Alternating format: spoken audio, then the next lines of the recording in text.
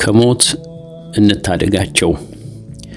130 የሚሆኑ የተለያየ ዜግነት ያላቸው ስደተኞች ከየመን ወደ ሳውዲ አረቢያ ድንበር ተሻግረው ሲገቡ በድንበር ጠባቂዎች ተይዘው ለፍርድ ከቀረቡ በኋላ ከ5 እስከ 10 ዓመት ተፈርዶባቸዋል።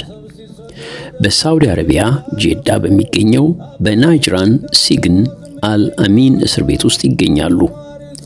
ለፍርድ ሲቀርቡም ጉዳያቸውን የሚሞግትላቸው ጠበቃ የሳውዲ መንግስት አላቆመላቸውም።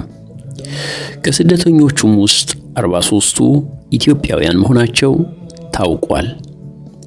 በማያውቁት ወንጀል በማይረዱት ቋንቋና ባይተዋር በሆኑበት ሀገር ያለ ጠበቃ በድጋሚ ለፍርድ ቀርበው ይሙት በቃ የተበየነባቸው ሲሆን እስካሁንም 6ቱ ኢትዮጵያውያን የሞት ቅጣት እንደተፈጸመባቸው ተረጋግጧል።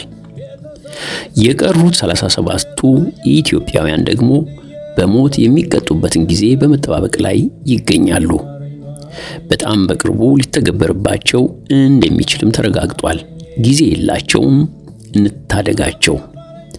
ክቡራትና ክቡራን ኢትዮጵያውያን በሙሉ በእስር ተከርችመው የሞት ፍርድ ቅጣት ከመቀበላቸው በፊት በምንችለው ሁሉ የወገኖቻችንን ሕይወት ለማትረፍ በፍጥነት እንድንጣጣር እንድንረባረብ በታላቅ ሀገራዊ አደራ እናሳስባችኋለን።